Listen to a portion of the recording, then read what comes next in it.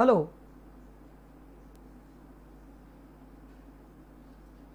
Hello, good morning. हाँ, तो अपना मेजर्स ऑफ सेंट्रल टेंडेंसी सारा theory exercise set A set B हो चुका है, लेकिन कुछ क्वेश्चंस मुझे अभी लेना है। तो चलिए उनकी प्रैक्टिस पहले लेते हैं और फिर इंटरवल के बाद हम डिस्पर्शन शुरू करने वाले हैं। तो अपना पहला क्वेश्चन हुआ था एक्स्ट्रा। देखो पिछले लेक्चर में ये वाला एक्स्ट्रा क्वेश्चन में मैंने लिया था mean 3.57 mode 2.13 then median is what. तो यूजिंग एम्पिरिकल रिलेशन हमने आंसर बनाया था 3 median minus 2 mean equal to mode, value भर के कैलकुलेशन करके आंसर मिल गया था।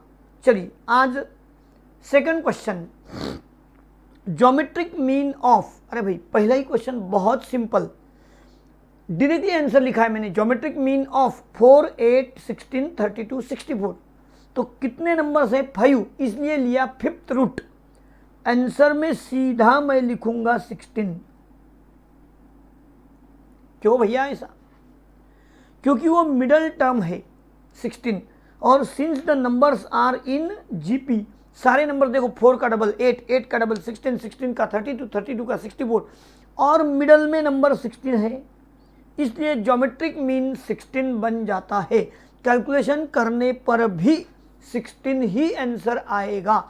लेकिन ये कब कहा भाई? अंदर के सारे नंबर्स जीपी ये सीक्वेंस में है, इसलिए। अब देखो ना आगे का क्वेश्चन, पहले ये लिख लो second number, geometric mean of लिखने से अच्छा कि इक्वल टू कर देते हैं वहां, क्योंकि सीधा आंसर शुरू हुआ। हाँ, कुछ भी कैलकुलेशन नहीं किया और सीधा 16 लिख दिया, क्योंकि मिडल टर्म है वो, और since the numbers are in GP, since the sequence are in GP,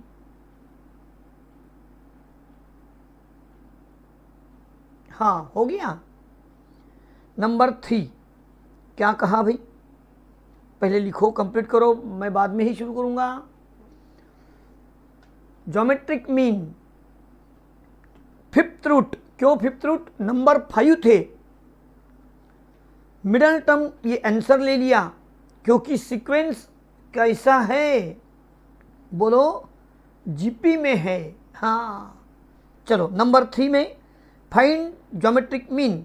अब फिर से ज्योमेट्रिक मीन लेना है भाई। कितने नंबर्स है? 4, इसलिए फोर्थ रूट 3, 6, 24, 48 कैलकुलेशन करना पड़ेगा। चलिए मुझे ऐसा लग रहा 3 को जैसे कि वैसे रखते हैं, 6, ये 12 इंटू 2 और ये 12 इंटू 4। देखो 24 के लिए ये लिखा, ये लिखा है ना। हाँ अब देखो क्या हो रहा है, फोर्थ रूट, फोर्थ रूट। हाँ ये 6 के साथ 2 किया तो 12 और 3 के साथ 4 किया तो 12, यानी कि 3 इंटू 4, 6 इंटू 2, 12 इंटू 12। तो फोर्थ रूट 12, 12, अरे भाई 4 टाइम्स आ गया, फोर्थ रूट 12 रेस टू 4, यानी आंसर बन गया 12। आंसर सीधा 12 आ गया है, लिखने का समय हो गया है। चलो लिखो। मैंने देखो पीछे वाले क्वेश्चन को सॉल्व भी नहीं किया, क्योंकि वो टर्म्स जीपी में थी। ये क्वेश्चन को मुझे सॉल्व करना पड़ा, और सारे आंसर मैंने बीच में 12 लाए हैं। 3 इंटू 2 6 है, लेकिन 6 इंटू 24 डबल नहीं है। हाँ गौरव लिखो भाई।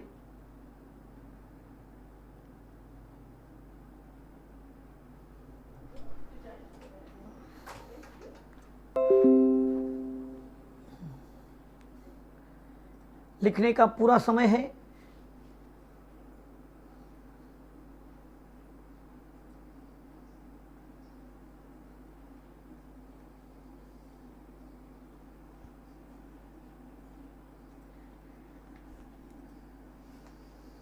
पकड़ू क्या?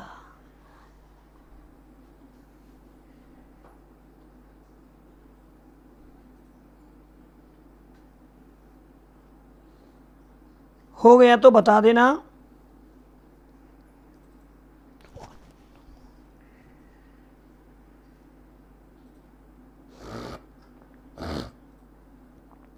हाँ, चले आगे। फिर से एक क्वेश्चन आया है भाई, फाइंड ज्योमेट्रिक मीन। क्या किया जाए? अरे भाई 3, 2, 5 नंबर है, तो ज्योमेट्रिक मीन इक्वल टू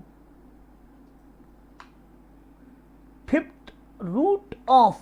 क्यों लिया भाई फिफ्थ रूट?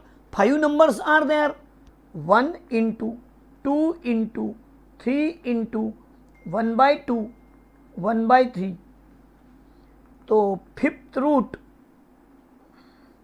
सारे नंबर्स एक दूसरे के साथ कैंसिल हो रहे। देखो 3 के साथ 3 कटा, 2 के साथ 2 कटा, 1 का तो कुछ कहना ही नहीं भाई, 1 और 1/5 समझो इसे।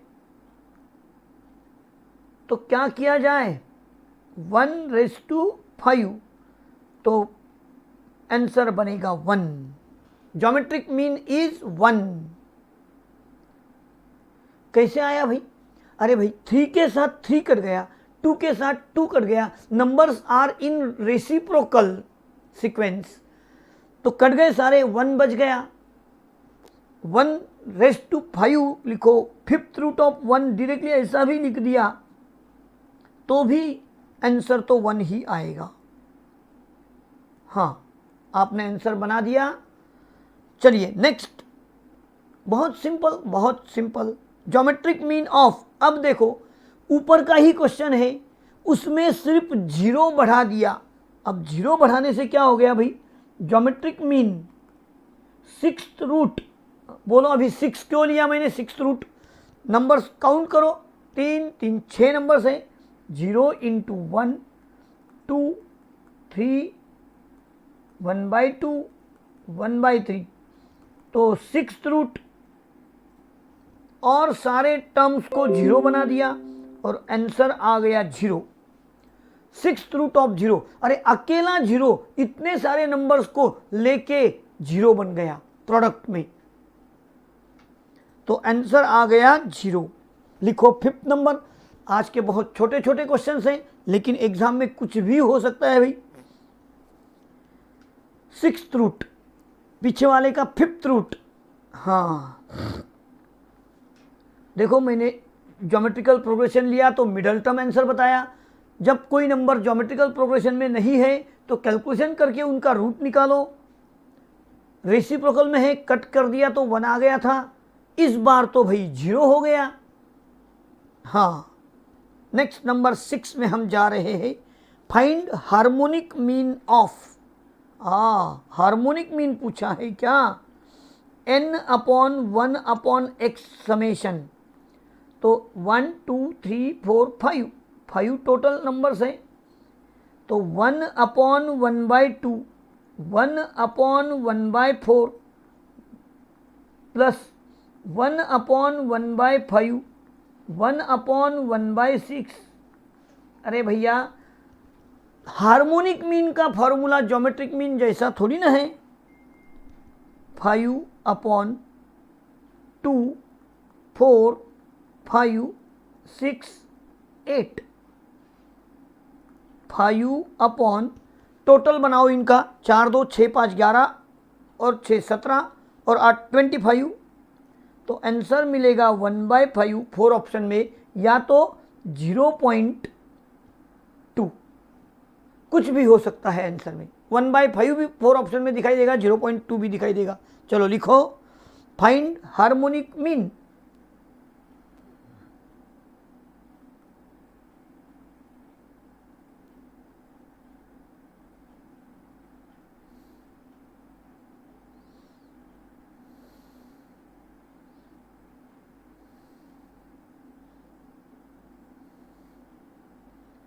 हाँ, find harmonic mean 1/2, 1/4, 1/5, 1/6, 1/8। Harmonic mean का मेरा फॉर्मूला है n अपॉन समेशन 1/x। तो 1/x यानी ऑब्जर्वेशन, ये सारे नंबर्स x है, दीज आर x। तो 1/x यानी 1/1/2 उसका बन गया 2, 4, 6। अरे भाई, हार्मोनिक मीन में उल्टा ऑब्जर्वेशन फ्रैक्शन में चाहिए तो आंसर सिंपल हो जाता है। हाँ, 6 हो गया।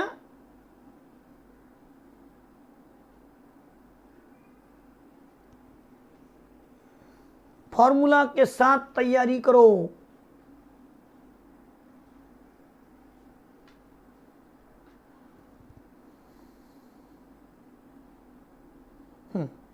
अब देखो, यहां पूछा है मीडियन के बारे में आपको।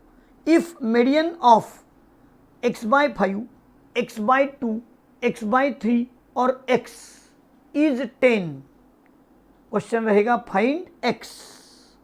क्या किया जाए? पहले फॉर मीडियन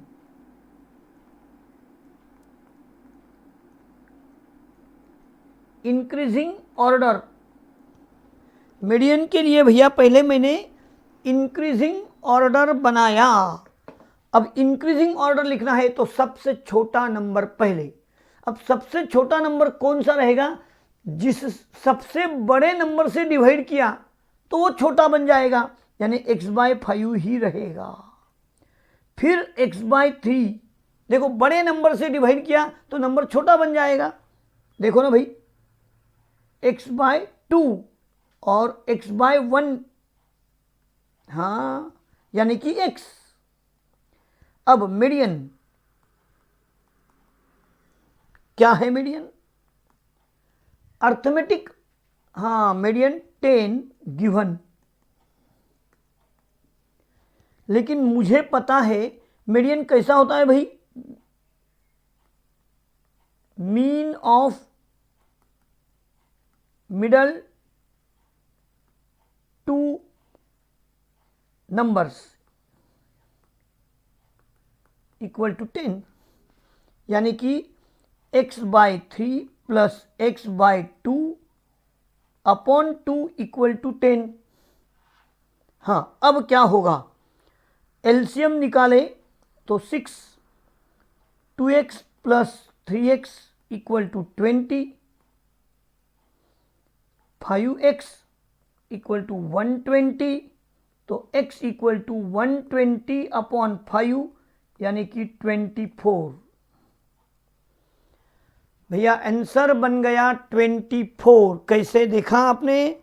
सबसे पहले लिखो फॉर मीडियन, पहले क्वेश्चन लिखो, if median of x/5, x/2, x/3, x is 10, find x, find x। हाँ, answer for median increasing order. अब इंक्रीजिंग ऑर्डर यानी कैसे? कौन सा नंबर सबसे छोटा है, जिसको जिस बड़े नंबर ने डिवाइड किया वो छोटा बन जाएगा। फिर 5 सबसे बड़ा है इसलिए वो सबसे छोटा नंबर, फिर 3 बड़ा है इसलिए 2 नंबर का छोटा नंबर, फिर 2 और फिर x यानी x/1। हाँ, मीडियन 10 गिवन था आंसर में। तो mean of middle two observation यानी कि median.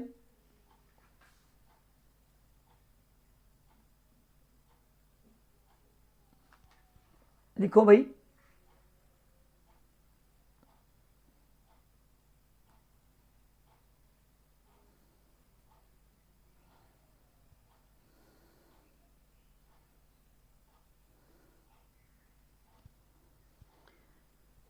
Median equal to 10, mean of middle two number equal to 10। Mean निकालना यानी बीच वाले दोनों नंबर का, हाँ, क्या किया मैंने? मीन निकाला तो दोनों की टोटल अपॉन 2। फिर 2 इंटू 10 20 बन गया, ऊपर यहाँ एलसीएम हो गया 6,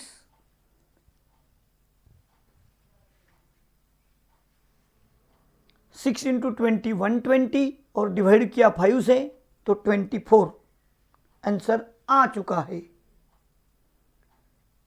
क्वेश्चन नंबर 8, चलिए क्या कहा, find arithmetic mean, geometric mean और हार्मोनिक मीन भी कहा है साथ में। चलिए देखते हैं arithmetic mean, summation x upon n, 6 8 12 36 का टोटल अपॉन 4 क्या, हाँ निकालो टोटल, 12 और 8 20 हो गया भाई 20, और ये 30 50 60 62 क्या, और डिवाइड कर देंगे 15 15 चौक 60 और 4 पंचे 20,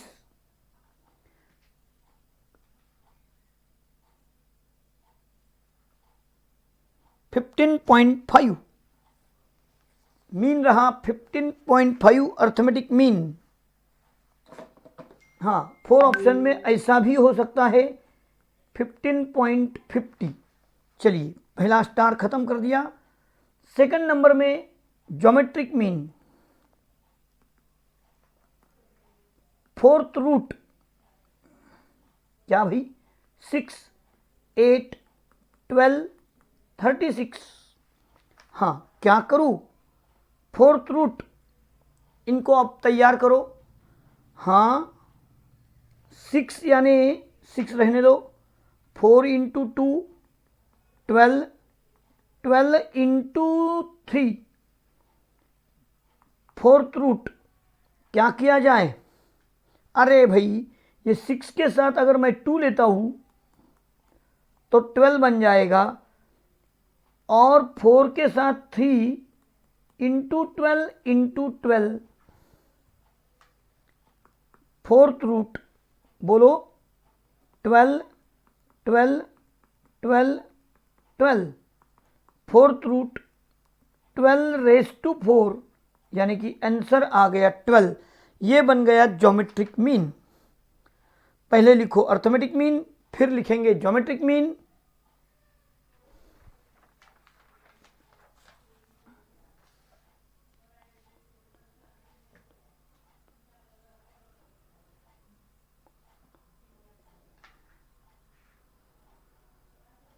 हाँ अर्थमेटिक मीन होने पर लिखो ज्योमेट्रिक मीन।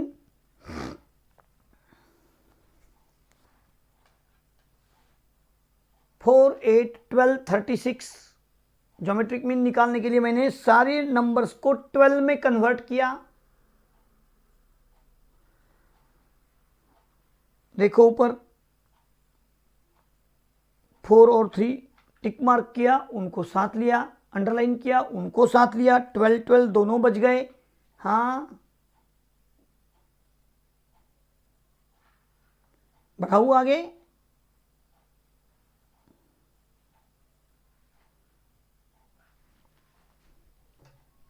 गौरव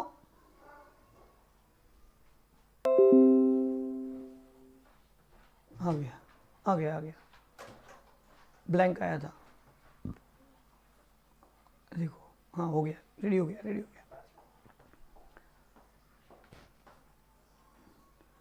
हाँ अब बनाएंगे हम हार्मोनिक मीन।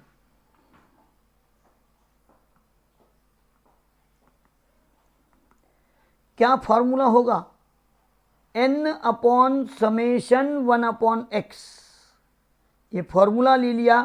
n यानी कितने नंबर से, 6 8 12 36, 4 नंबर से, तो 1 अपॉन 4 टाइम्स लिख देता हूँ। हाँ 6 8 12 36 है ना, समेशन n।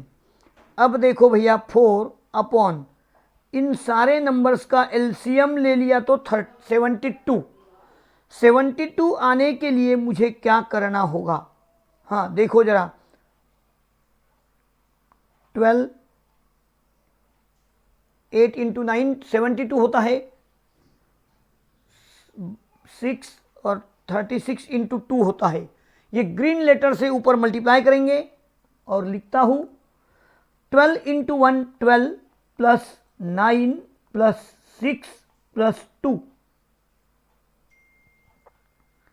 क्या हो गया 4 अपॉन, हाँ कहिए 29, देखो 12 और 6 2 8 20, 29 अपॉन 72। अब क्या हो जाएगा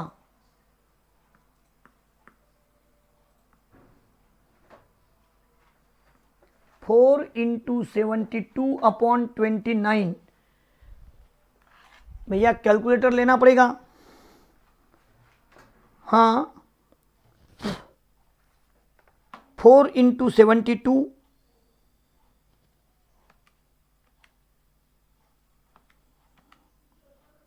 upon 29,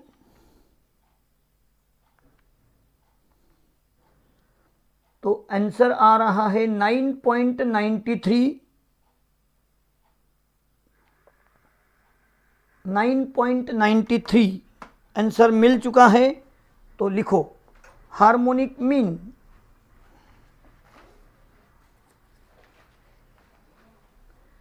n upon summation 1 upon x.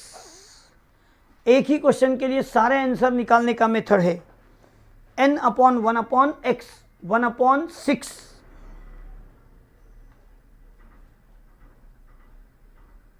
LCM लिया 72, 12 इंटू 6 72, 8 इंटू 9 72, 12 इंटू 6 22, 36 इंटू 2 72। तो एलसीएम लेके इसका आंसर बना चुका हूं मैं।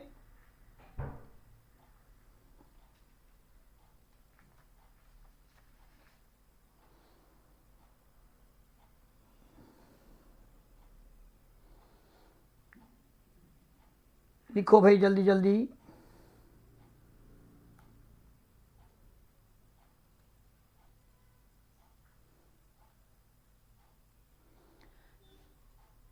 एक ही क्वेश्चन में अर्थमेटिक मीन, ज्योमेट्रिक मीन और हार्मोनिक मीन हो चुका है।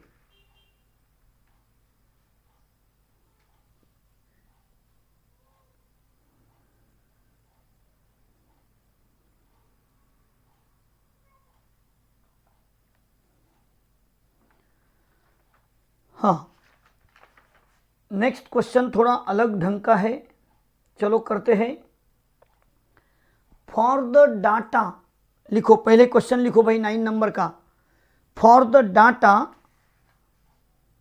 On frequency distribution, for the data on frequency distribution of weights, number 9 लिख रहे हैं आप। For the data on frequency distribution of weights, हाँ मैं नंबर्स बोल रहा हूं आप देखेंगे। लिखो 70, 73, 49, 57, 56, 54। आप क्वेश्चन लिख रहे हो पहले। 56, फिर से 71, 65, 62, 60,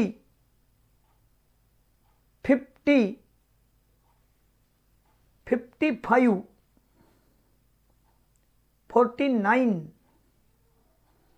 63 एंड 45 हो गया। नंबर्स काउंट करो अपने अपने फिर से एक बार। 3 और 3 6, 3 9, 3 12, 13, 14, 15, 16 numbers are there. 16 numbers are there.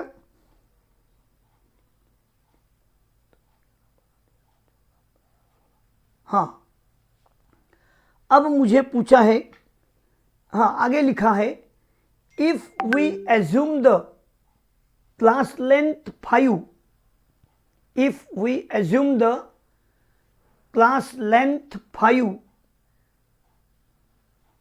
if we assume the class length 5, comma, the number of class intervals, the number of class intervals, Gaurav, the number of class intervals, शायद आवाज नहीं जा रही क्या, क्योंकि हरा कुछ भी नहीं हो रहा ना, हो रहा है ना, लेकिन वो हाँ है ना, चालू, हाँ ठीक है. If we assume the class length 5, the number of class intervals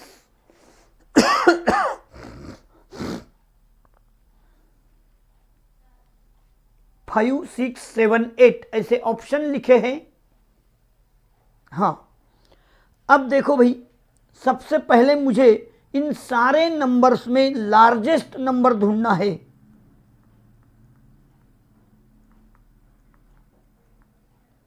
और स्मॉलेस्ट नंबर ढूंढना है. बोलिए, लार्जेस्ट 73 है लार्जेस्ट नंबर. हाँ, स्मॉलेस्ट में देखो 45 दिखाई दे रहा, 44 है. 44 से कम है क्या कोई, देखो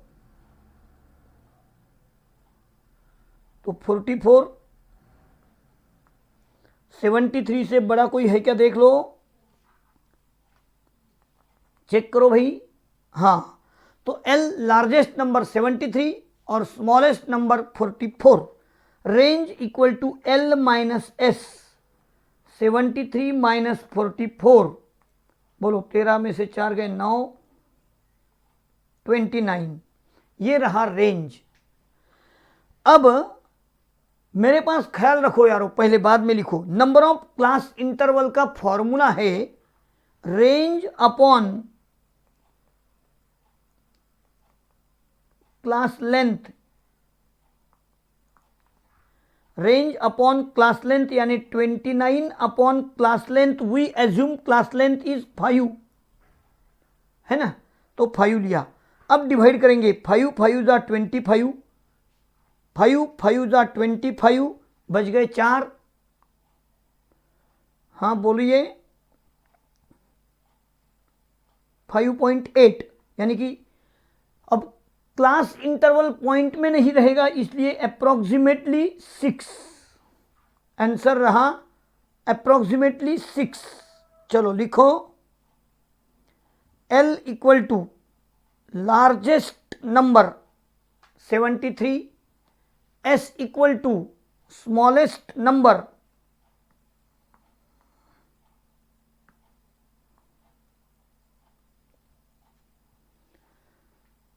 44.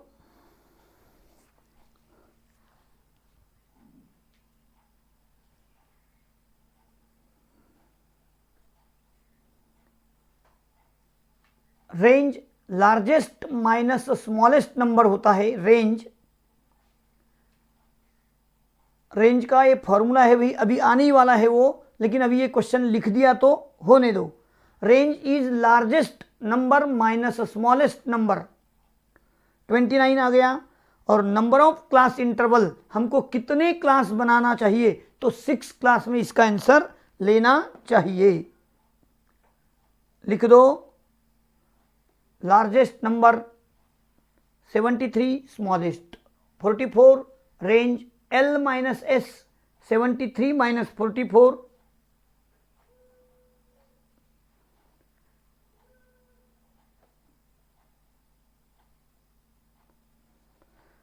हाँ ये फॉर्मूला याद करना पड़ेगा भाई. Number of class interval equal to range into class length, यानी कि वो फॉर्मूला ऐसा लिख सकते हैं आप, L minus S upon I. I is called class length. लेकिन रेंज अलग से निकाल दिया तो सीधा 29 अपॉन 5. हाँ, थोड़ा डेंजर क्वेश्चन सामने है. Arithmetic mean of square of first n natural number. अब पहले मैं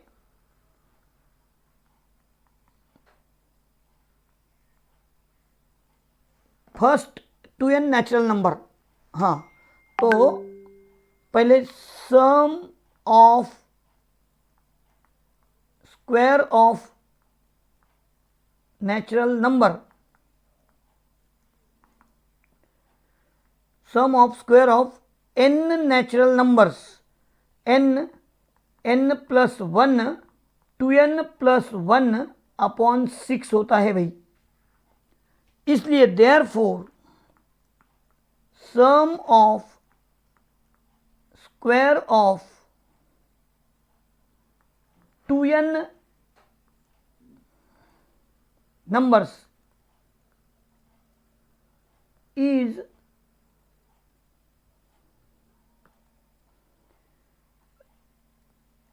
replace n by 2n in formula. देखो n नंबर्स का sum of square of n natural number, n into n plus one into 2n plus one upon 6 ये formula है भाई। तो sum of square of 2n numbers replace n by 2n in formula. फिर से लिखूं, देखो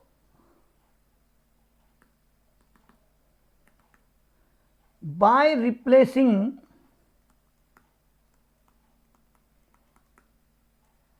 n by 2n in formula. हाँ, तो अब क्या करेंगे, S2n 2n, हाँ फिर से अपने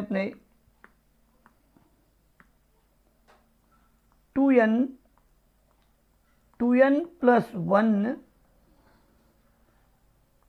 2 into 2n plus one upon 6। Constant में कोई चेंज नहीं होगा, सिर्फ n is replace by 2n।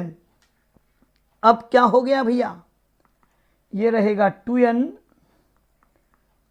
Plus one, 4n plus one. और वैसे कहूँ क्या, आपको ये ऊपर वाला formula n plus one, 2n plus one upon 6 लिखा, इसमें कहीं पर भी माइनस नहीं है, तो आंसर में भी कहीं पर भी माइनस नहीं आएगा।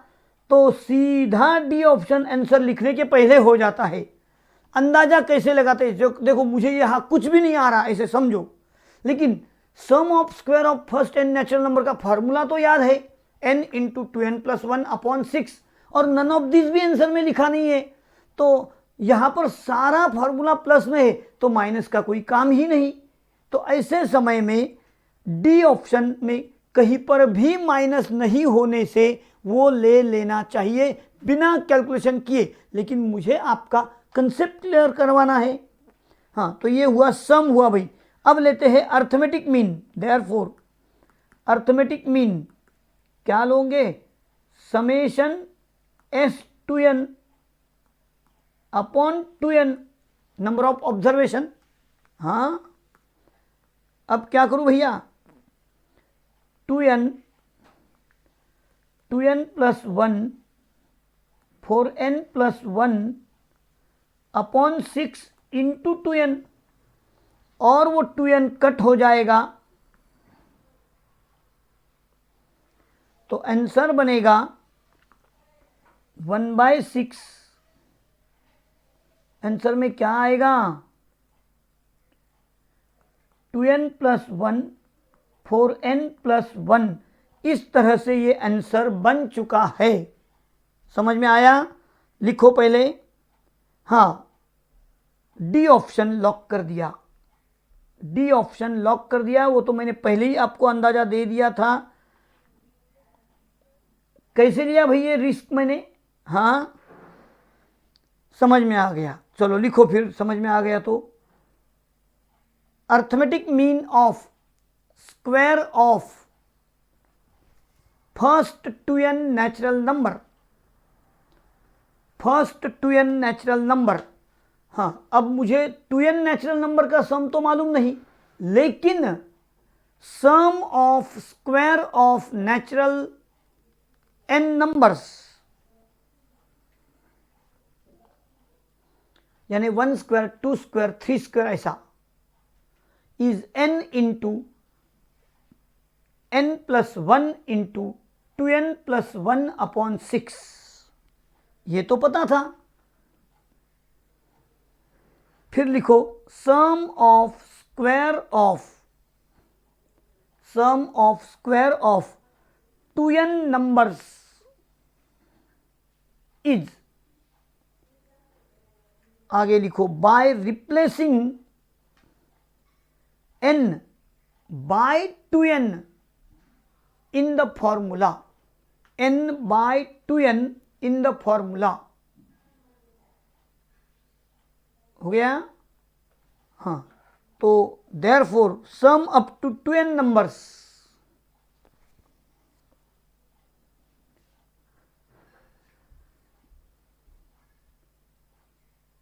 हाँ लिखो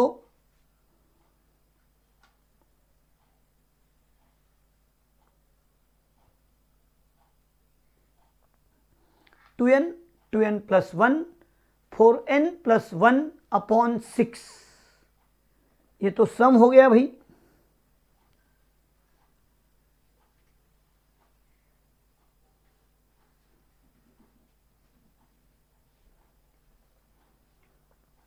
आगे बढ़ा दो। देयरफॉर अर्थमेटिक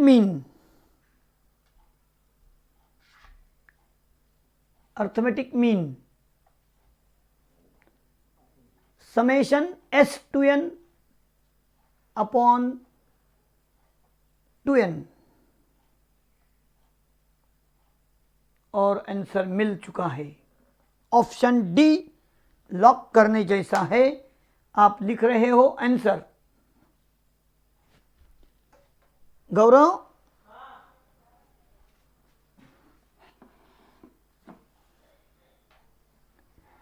शांति से लिखो भाई, इंटरवल देना है। हाँ, तो डिस्पर्शन शुरू होने वाला है अभी।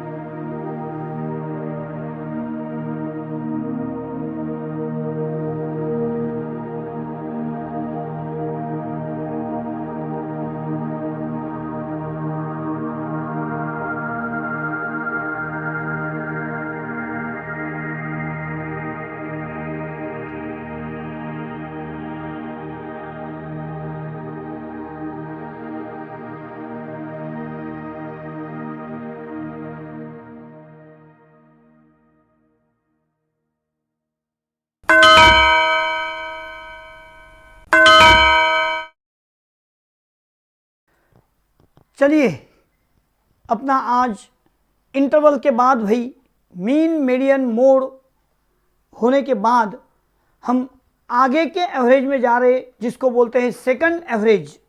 फर्स्ट एवरेज में सेंट्रल टेंडेंसी, सेकंड एवरेज है, सेकंड कैरेक्टरिस्टिक्स है डिस्पर्शन। डिस्पर्शन का मतलब क्या भाई? डिस्पर्शन यानी the observations are spread, scattered, विखुर ले, वो वहाँ बैठा, वो वहाँ, अरे सोशल डिस्टेंस जैसा, ये यहाँ बैठा है, वो वहाँ बैठा है, वो वहाँ बैठी है। तो इन सारे नंबर्स का एक जगह से होने वाला डिस्टेंस, समझो मैं आपको पढ़ा रहा हूँ, मेरा इसके साथ का डिस्टेंस, मेरा उनके साथ का डिस्टेंस, मेरा उनसे डिस्टेंस कितना है, यानी ये डिस्पर्शन कहलाता है। यानी कि dispersion may be defined as, लिखो पहले तो डेफिनेशन लिखना होगा भाई। Dispersion may be defined as amount of deviation, distance, deviation means distance, कितना अमाउंट है वो, लिखो। Dispersion may be defined as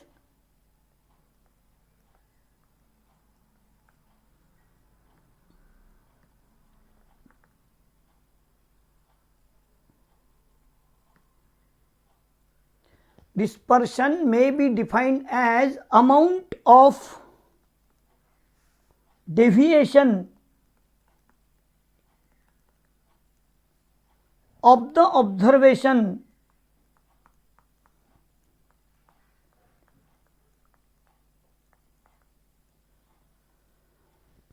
dispersions may be defined as amount of deviation of the observation, हर एक ऑब्जर्वेशन से लिया हुआ डिस्टेंस, यानी amount of deviation. Deviation means D, x minus average, ऐसा लेते हैं ना हम। Usually from N appropriate measure of central tendency,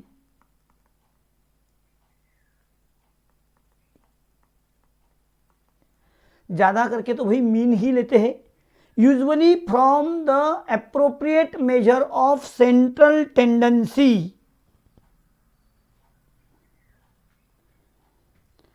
dispersions may be defined as amount of deviation of the observation usually from appropriate measure of central tendency। dispersion का मतलब क्या बतलाया मैंने? scattered, variation, scatterness, variation, deviation. तो चलिए हम लोग अब डिस्पर्शन के दो पार्ट करने वाले हैं। लिखो सेंटर में डिस्पर्शन, पेज को मोड़ कर लो, कागदाची घड़ी मोड़ कर लो, सेंटर में लिखो डिस्पर्शन, और दोनों साइड से एक जगह पर लिखो। डिस्पर्शन के दो टाइप है, एक एब्सोल्यूट डिस्पर्शन और साइड में लिखा है रिलेटिव डिस्पर्शन। एब्सोल्यूट डिस्पर्शन और रिलेटिव डिस्पर्शन। भाई एब्सोल्यूट डिस्पर्शन यानी अलग अलग तरह से लिए हुए डिस्टेंस, उनको एब्सोल्यूट डिस्पर्शन बोलते हैं। वो अलग अलग टाइप के डिस्टेंस को हम कुछ नाम रखने वाले हैं। तो पहला है रेंज। एब्सोल्यूट डिस्पर्शन क्या है? रेंज। और साइड में रिलेटिव डिस्पर्शन में लिखेंगे कोएफिशिएंट ऑफ रेंज।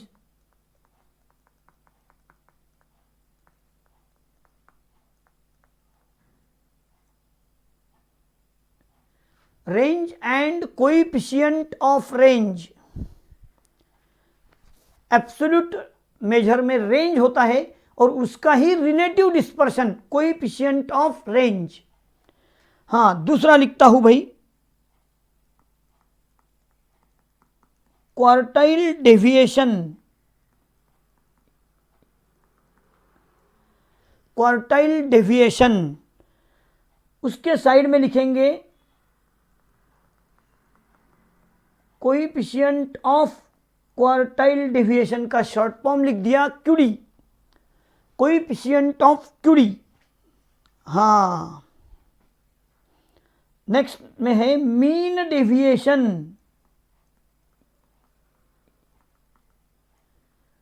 इधर में लिखेंगे कोएफिशिएंट ऑफ मीन डेविएशन का शॉर्टकट एमडी। माधुरी दीक्षित नहीं, एमडी। हाँ, फिर तो तू आगे का लिखूंगा उसका भी नाम कुछ बताएगा। और standard deviation,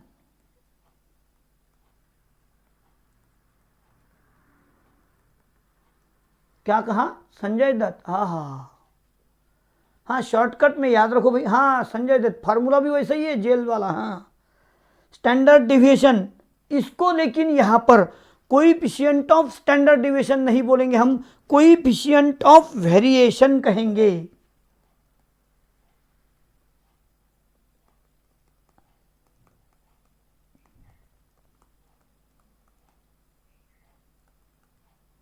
coefficient of variation.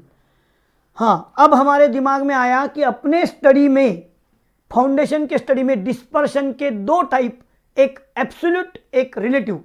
Absolute deviations कौन से भाई? Range, quartile deviation, mean deviation, standard deviation. उनके रिलेटिव मेजर डिस्पर्शन के coefficient of range, coefficient of quartile deviation, coefficient of mean deviation, लेकिन कोएफिशिएंट ऑफ स्टैंडर्ड डेविएशन नहीं, coefficient of variation बोलते हैं उसको। हाँ, अब हम इनके थोड़े कुछ डिफरेंसेस है, ज़्यादा नहीं लेकिन ख्याल में रखना पड़ेगा। एब्सोल्यूट मेजर यानी कि ये चारों लेफ्ट हैंड साइड वाले depends on units of variable लिखेंगे।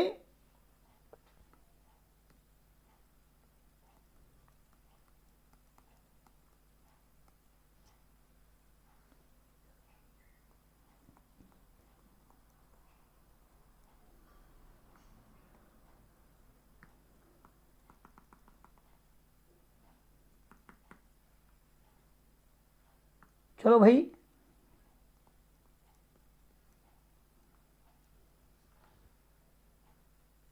Depends on units of variables, यानी इनके आंसर में किलोग्राम, ग्राम ऐसे आएगा, रुपीज। हाँ, absolute measures depends on units of variable. Question में जो दिया होगा वो यूनिट आंसर में देना पड़ता है, किनके? एब्सोल्यूट मेजर के। लेकिन यहां पर साइड में क्या करेंगे हम? Relative measures are unit free.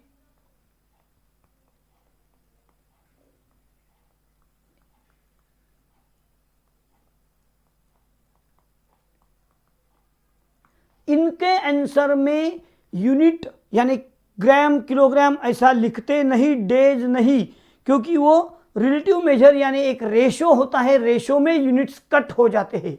तो इधर में क्या लिखा? Depends on units, relative measures are unit free, not depend on units, unit free. उनको किलोग्राम, ग्राम कुछ भी नहीं, it is a purely number. हाँ, एक्सप्रेस्ड इन परसेंटेज ऐसा कहा तो चलेगा। सेकंड नंबर में लिखा हूं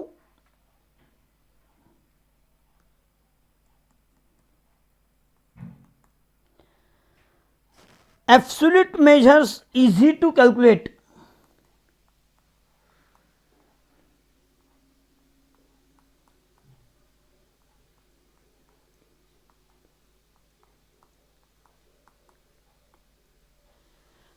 और इधर में relative measures difficult to calculate, इनके कंपैरिजन में वो डिफिकल्ट है।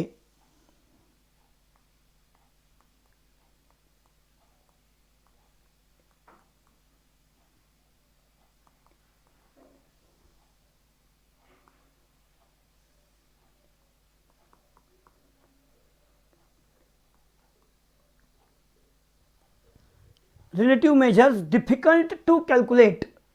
भैया पेज को घड़ी कर दिया है, उस तरह से आप लिख रहे हो। हाँ, क्या क्या देखा हमने? Absolute measures depends on units, यानी क्या, किलोग्राम, रुपीज, डे,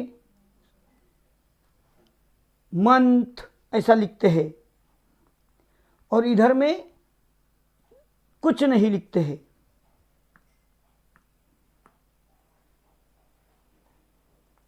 फिर से देख लो, रुपीज, किलोग्राम, मंथ इस तरह लिखा जाता है, और यहां यूनिट फ्री इधर के साइड में। बाद में क्या कहा, absolute measure easy to calculate, relative measure difficult to calculate. हाँ, थर्ड में लिखेंगे अब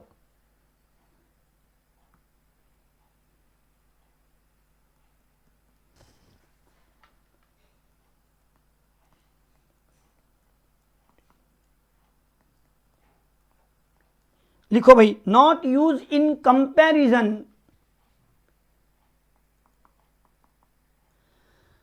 ये एब्सोल्यूट मेजर किसी के साथ कंपेयर नहीं करते, लेकिन रिलेटिव अपने घर आके कंपैरिजन शुरू कर देते। भाई वैसा ही इनका भी है।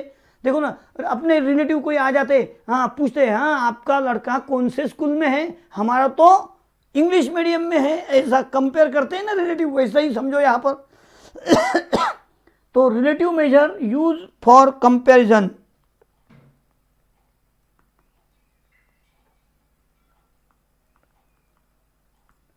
Use in comparison. अब रिलेटिव मेजर में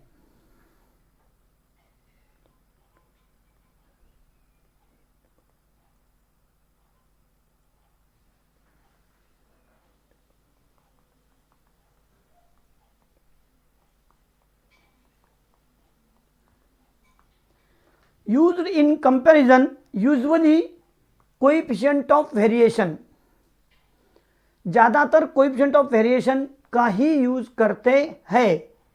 अब वो किस तरह से यूज होता है, कोएफिशिएंट ऑफ वेरिएशन जब पढ़ाएंगे तब उसका बता देंगे भाई, लेकिन अभी तो इतना नोट कर लो। क्या नोट किया आपने, पहले तो डिस्पर्शन, एक साइड में एब्सोल्यूट मेजर, दूसरे साइड में रिलेटिव मेजर। एब्सोल्यूट मेजर है range, quartile deviation, mean deviation, standard deviation. Absolute measure में कौन है, coefficient of range, coefficient of QD, coefficient of MD, coefficient of variation. अब क्या बताया मैंने आपको, बोलो।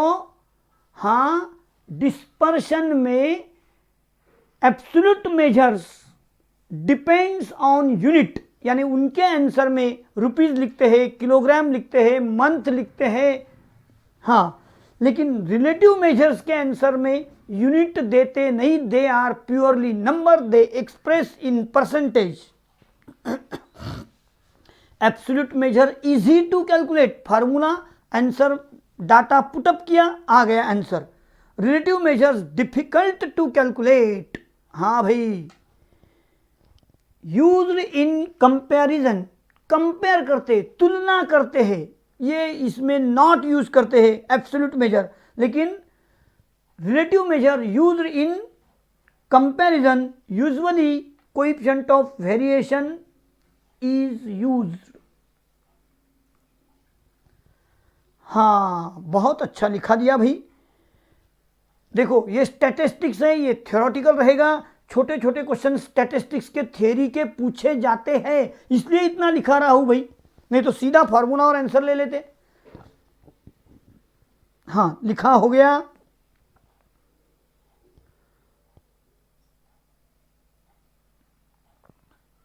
चलेंगे आगे, बढ़ेंगे। रेंज, रेंज के बारे में क्या कहूं, आपके सामने बहुत सारे ऑब्जर्वेशंस पड़े हैं। Range depends on only 2 observation, not on all observation. समझे, सभी को यहां नहीं देखा जाता है। एक तो एकदम हाईएस्ट, नहीं तो एकदम लोएस्ट, एकदम होशियार, डायरेक्ट मट्ठ, हाँ, लार्जेस्ट एंड स्मॉलेस्ट। इन दोनों का डिफरेंस यानी amount of deviation is called, बोलो, रेंज। तो रेंज का पहले तो लिखते हैं भाई फॉर्मूला, रेंज इक्वल टू, हाँ रेंज ये पॉइंट तैयार किया मैंने, अब लिखते हैं formula, range equal to largest value minus smallest value, नहीं तो ऑब्जर्वेशन लिखा तो भी चलेगा। शॉर्टकट में range equal to L minus S लिख दो भाई, range L minus S. Range यानी only two observation, it is not depend on all observations, सारे ऑब्जर्वेशंस को यहां लिया जाता नहीं। Hence range has no mathematical property. क्यों भाई?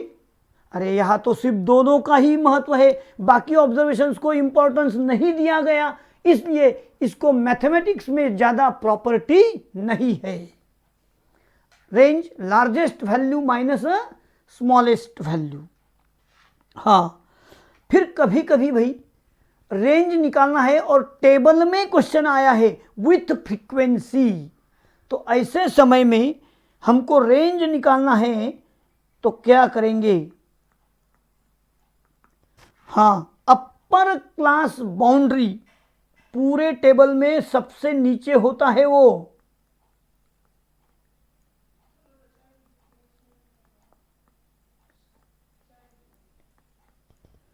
अपर क्लास बाउंड्री माइनस सबसे पहले वाला क्लास उसका lower class boundary.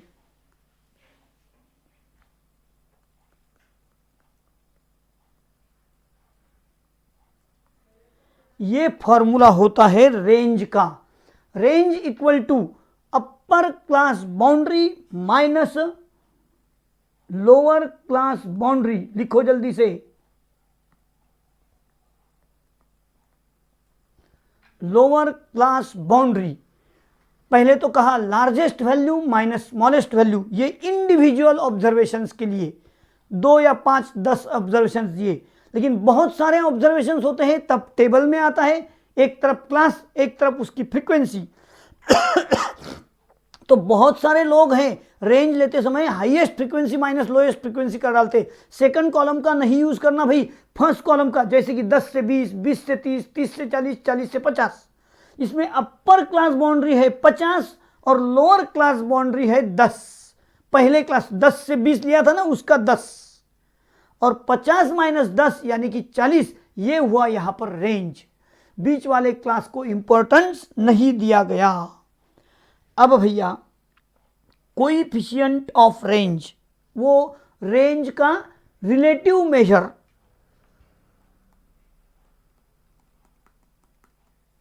Coefficient of range लिखाऊ L minus S upon L plus S into 100। अरे भाई इंटू 100 किया, इसका मतलब क्या होता है? It is expressed in percentage but it is unit free. समझे? तो लिखेंगे आंसर कैसा रहेगा इसका? Unit free in percentage. Coefficient of range L minus S upon L plus S into 100 unit free. चलो भाई, सब फॉर्मूला लिखने के लिए समय।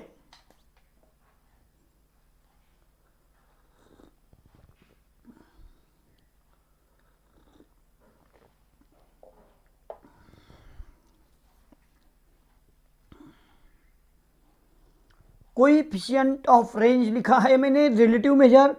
ऊपर के दो फार्मूले, range equal to largest value minus smallest value. Symbol में लिखेंगे तो एल माइनस एस लिख रहे हैं आप,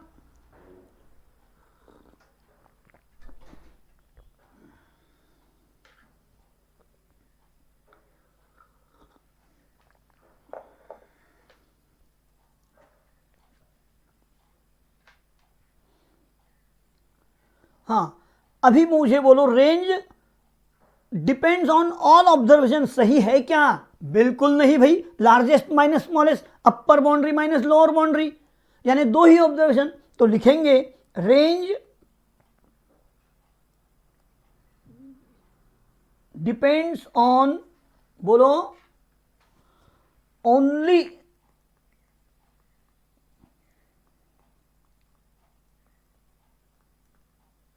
to observation.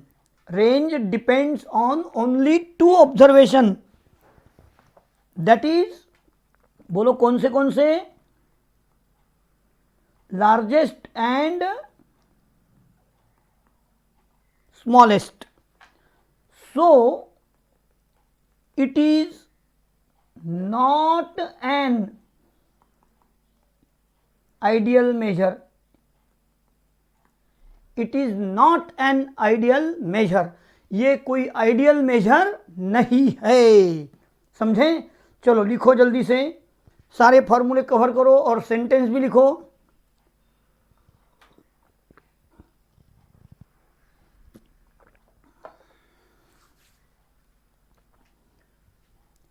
Range depends on only two observations,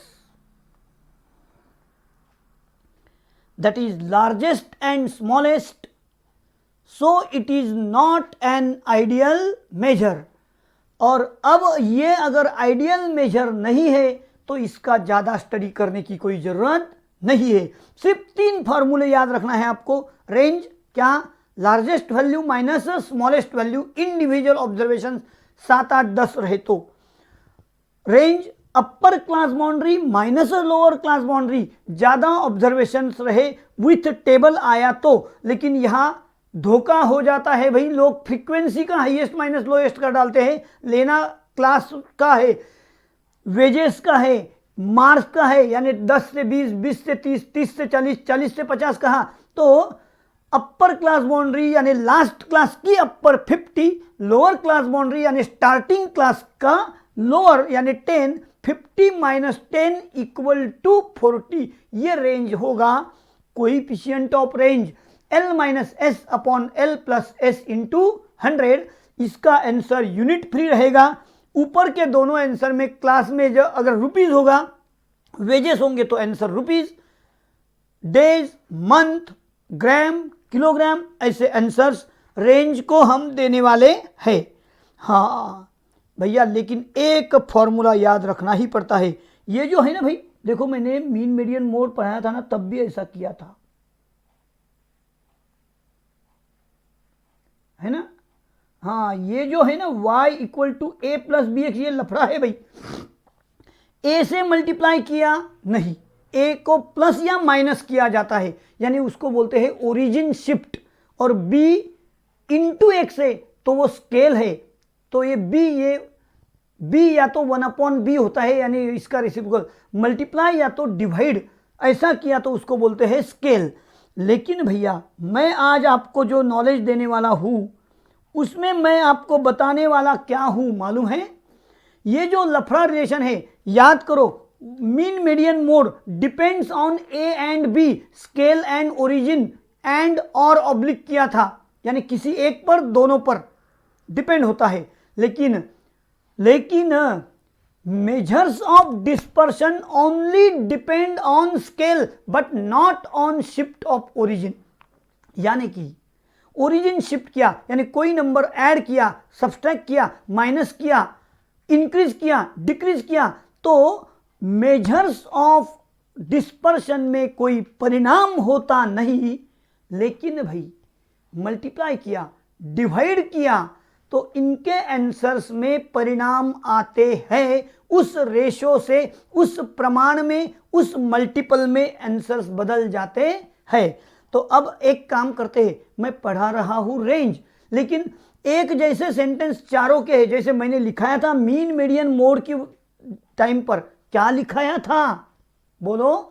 अरे भाई मैंने लिखाया था, बोलो, एक्स बार इक्वल टू नहीं, Y bar equal to A plus B into X bar, Y mode equal to A plus B into X mode, y का median equal to a plus B into X का median. यानी वहां a और b दोनों use किए थे, यहां पर वैसा नहीं है। यहाँ पर ओनली बी का यूज होने वाला है। तो देखिए for the relation y equal to A plus B X, क्या कहूँ अब इसके बारे में मैं, रेंज ऑफ y, एक मिनट देखो भाई, range of y equal to modulus b into range of x। ये रेंज है, range of y equal to modulus b into range of x। हाँ वैसा ही सेकंड नंबर में हमने लिखा था क्वार्टाइल डेविएशन, तो quartile deviation of y equal to modulus b into quartile deviation of x। Third में लिखाता हूं मैं, बोलिए क्या, क्वार्टाइल डेविएशन भी हो गया भाई। अब क्या, हाँ बोलो बोलो, नहीं बोल सकते हैं, अरे मीन डेविएशन और स्टैंडर्ड डेविएशन का है। तो एक काम करता हूं, इसको साइड में थोड़ा लिखता हूं, यानी कि बाजू में मुझे और भी कुछ लिखाना आ जाएगा। चलिए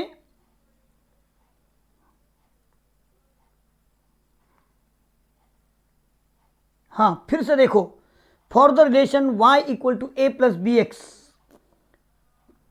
फिर से लिख रहा हूं मैं, range y equal to modulus b range x।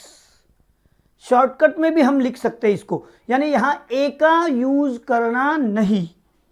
Quartile deviation y equal to modulus b into quartile deviation x।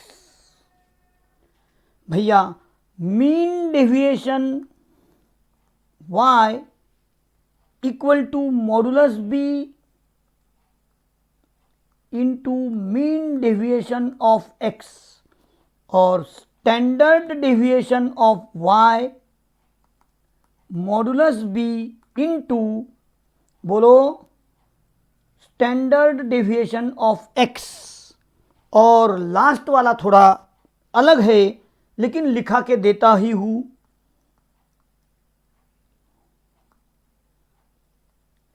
Variance y, उसको शॉर्टकट में VAR ही लिखते हैं। आज लिख लो, वो पढ़ाया जाएगा कि स्टैंडर्ड डेविएशन का वो स्क्वायर होता है भाई। तो variance of y equal to b square variance of x, ऐसा लिखा जाता है। सारे लिखो, for the relation y equal to A plus B x.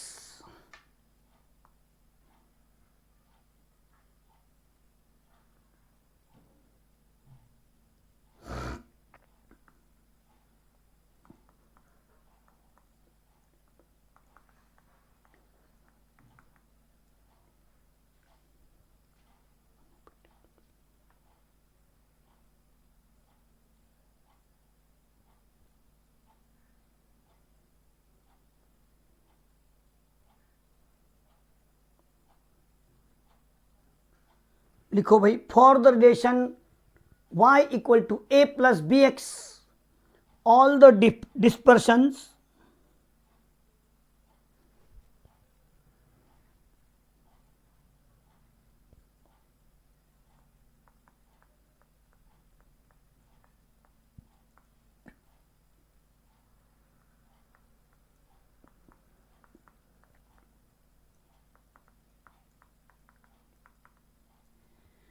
all the dispersion independent due to change of origin, but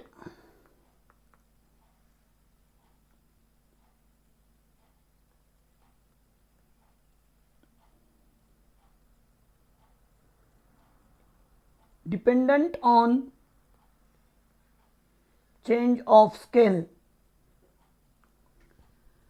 dependent on change of scale. आपको पता है origin यानी ए, उसका परिणाम नहीं होता इंडिपेंडेंट, और बी यानी स्केल, उसके प्रमाण में सारे आंसर बदल रहे। देखो मल्टीपल ऑफ मॉडुलस बी हो रहा है, तो depend on scale.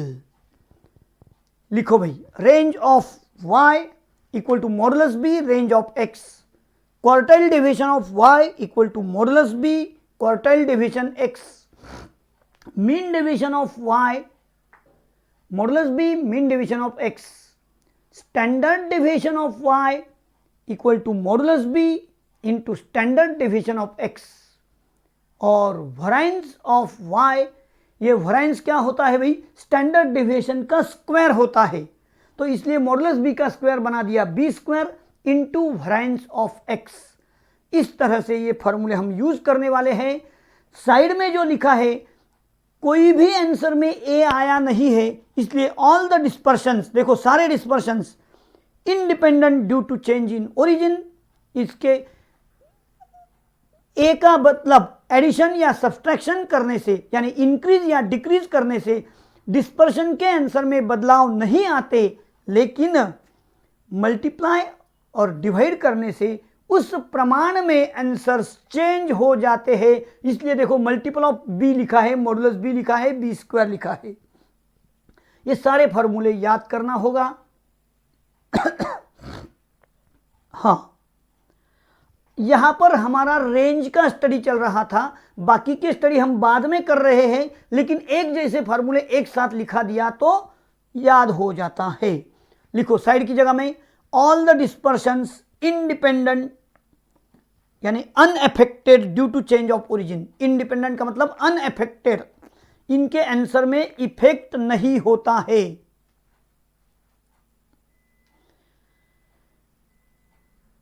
But affected on by change in scale, dependent on change in scale, independent का मतलब अनएफेक्टेड और अफेक्टेड लिख सकते हैं आप।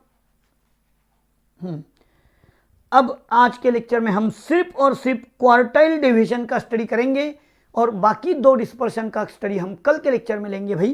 तो लिखो पॉइंट बी, ए पॉइंट में हमने क्या लिखा था, रेंज, उसका स्टडी खत्म किया। अब लिख रहे हम पॉइंट बी रेंज, लिख दो। रेंज के बाद क्वार्टाइल डेविएशन का स्टडी शुरू हो रहा है। सभी लोगों ने लिखना चाहिए क्वार्टाइल डेविएशन। हाँ, क्वार्टाइल डेविएशन। अरे भाई, जैसे हमने लिखा था quartile is best measure of central tendency, लेकिन फॉर ओपन एंड क्लासिफिकेशन ऐसा लिखा था। ऑल ऑब्जर्वेशन पर डिपेंड नहीं थे ना क्वार्टाइल्स, वैसा ही उनके ऊपर डिपेंड डिस्पर्शन बना है क्वार्टाइल डेविएशन। तो quartile deviation is best measure of dispersion for open and classification.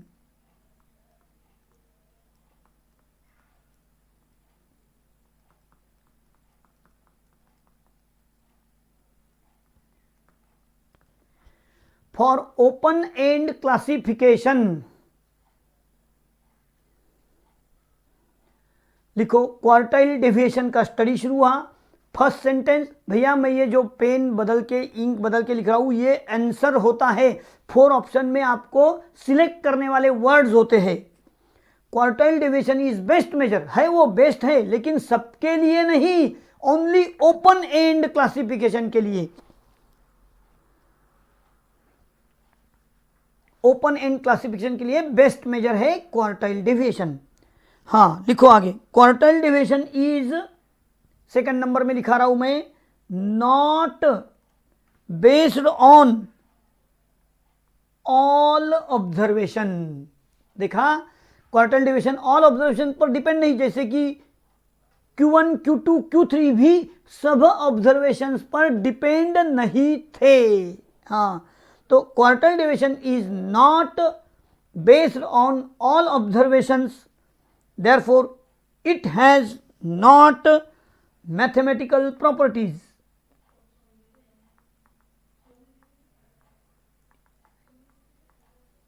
Not mathematical properties. Second number में लिखो QD is not based on all observation.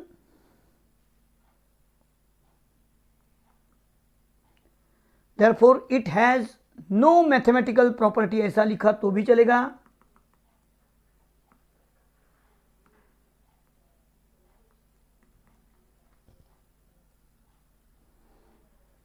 हाँ, हो गया। अब देखो सब ऑब्जर्वेशंस पर डिपेंड नहीं, इसका मतलब extreme, largest, smallest, upper boundary, lower boundary, इनका इस पर इफेक्ट होता नहीं, ऐसा सेंटेंस लिखना है। The presency of extreme observation has no impact on QD. Third statement, the presence of extreme observations has no impact on QD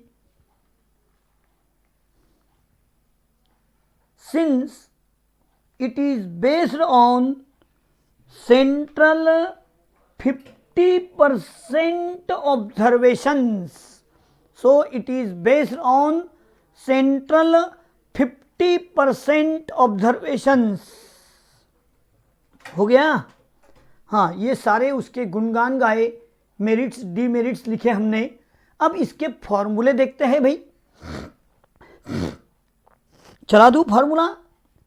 हाँ, inter quartile range, inter quartile range, range बोले तो difference, highest minus lowest. अब quartile बोले तो Q3 अपर quartile है, highest quartile है, और Q1 lowest quartile है। इसलिए मुझे लिखना होगा इंटर क्वार्टाइल रेंज यानी Q3 minus Q1, Q3 minus Q1, उसको हम कहेंगे रेंज ऑफ मिडल, बोलो 50% एटम्स। देखो ना, Q3 यानी 75 पर एंड होता है, Q1 25 पर स्टार्ट होता है, दोनों साइड से 25 यानी 50 छूट गए, तो मिडल वाले 50% ऑब्जर्वेशन का इंटर क्वार्टाइल रेंज बनता है भाई। देखो क्वार्टाइल का रेंज, फिर वो अपर माइनस लोएस्ट, इसके लिए उसको रेंज ऑफ मिडल 50% एटम्स भी बोलेंगे हम, इंटर क्वार्टाइल रेंज। अब देखो सेमी इंटर क्वार्टाइल रेंज यानी क्या, सेमी बोले तो 1/2 Q3 माइनस Q1, सेमी बोले तो डिवाइड बाई 2 भी करते हैं, इसलिए उसको ऐसा भी लिख सकते हैं हम, क्या लिखेंगे भाई, क्वार्टाइल डेविएशन इक्वल टू, सब लोग सुनेंगे, Q3 minus Q1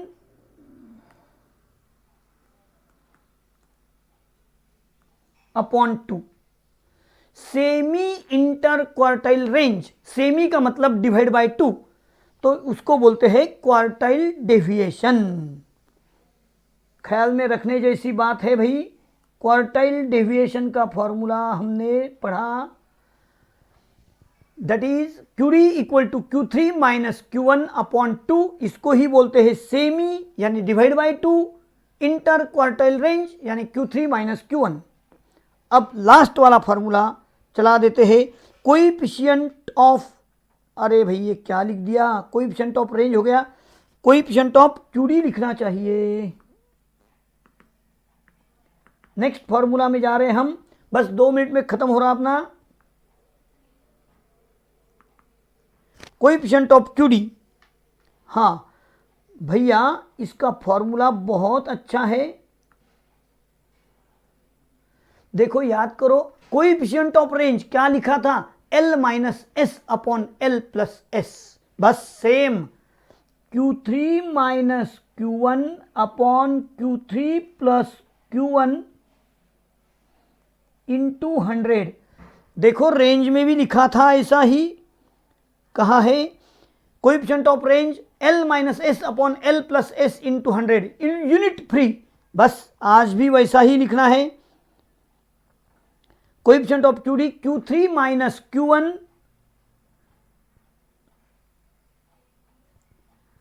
upon Q3 plus Q1 into 100।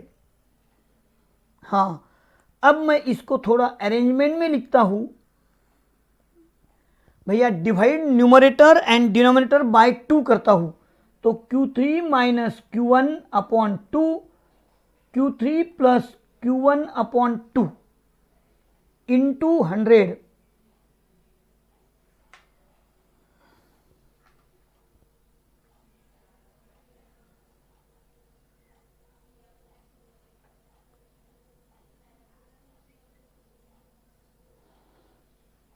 Q3 plus Q1 upon 2 into 100। तो ये देखो क्या बन जाता है, Q3 minus Q1 upon 2 is your quartile deviation upon ये हो गया मीडियन इंटू 100।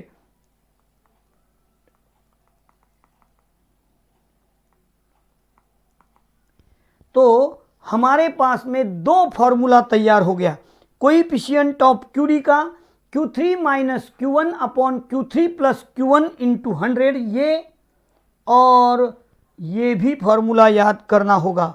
हाँ, अब देखो Q3 प्लस Q1 अपॉन 2 ये मीडियन कहलाता है फॉर सिमेट्रिकल डिस्ट्रीब्यूशन, ऐसा पहले पार्ट में हुआ था अपना। कोएफिशिएंट ऑफ क्यूडी, ये भी फॉर्मूला याद रखना है। देयरफॉर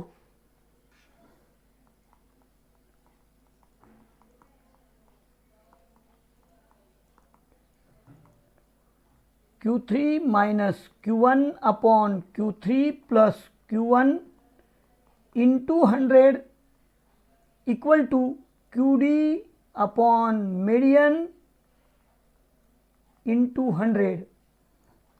ये दोनों फॉर्मूला कोएफिशिएंट ऑफ क्यूडी का बन गया है। तो उसको मैं थोड़ा पेन से चौकट ही लगा देता हूं भाई।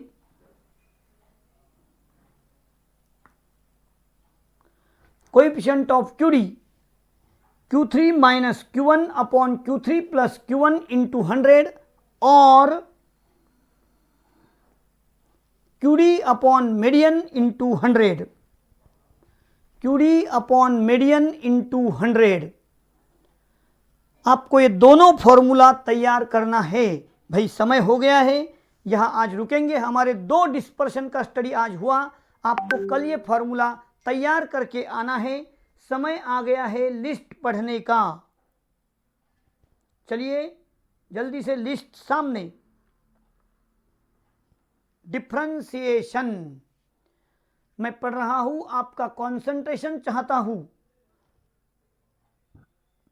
Slope equal to gradient equal to dy by D x, D by D x of constant equal to 0, D by D x of x equal to 1, D by D x of 1 upon x equal to minus 1 upon x square, D by D x of root x equal to 1 upon 2 root x, D by D x of x raise to n equal to n x raise to n minus 1, d by dx of log x to the base e equal to 1 upon x, d by dx of log x to the base a equal to 1 upon x log a, d by dx of a raised to x equal to a raised to x, d by dx of e raised to x equal to e raised to x, d by dx of u into v equal to u d by dx of v plus v d by dx of u, d by dx of u upon v equal to v d by dx of u minus u d by dx of v upon v square. समझ में आ गया? चलिए integration में हम चलते हैं। Integration, चलो सब लोग ख्याल रखो।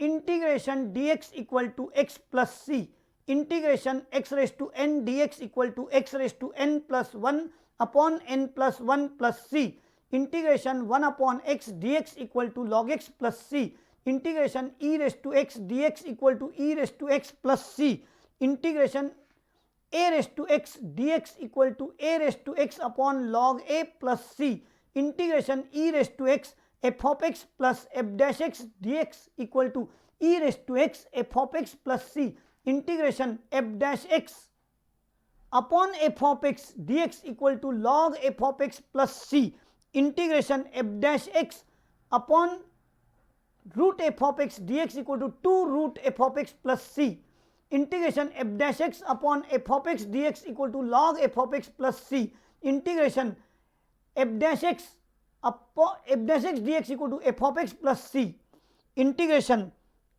बोलो भाई f of x raise to n into f dash x dx equal to f of x raise to n plus 1 upon n plus 1 plus C, integration आगे का फॉर्मूला। हाँ, बहुत अच्छी ढंग से पढ़ना। चलिए integration dx upon x square minus A square equal to 1 upon 2a log x minus A upon X plus A plus C. Integration dx upon A square minus X square equal to 1 upon 2a log a plus X upon A minus X plus C. Integration dx upon x square plus A square equal to log x plus under root x square plus A square plus C. Integration dx upon under root x square plus A square equal to log x plus under root x square plus A square plus C. यही formula फिर से लगने वाला है नीचे। हाँ, integration dx upon x square minus A square equal to log x plus under root x square minus A square plus C. Integration root x square plus A square dx equal to x upon 2 under root x square minus A square upon 2 log x plus under root x square plus A square plus C. Integration u into v d x equal to u integration v d x minus integration of integration v d x D by D x of u d x. बस, then now thank you, continue the next period, फिर मिलेंगे, take care.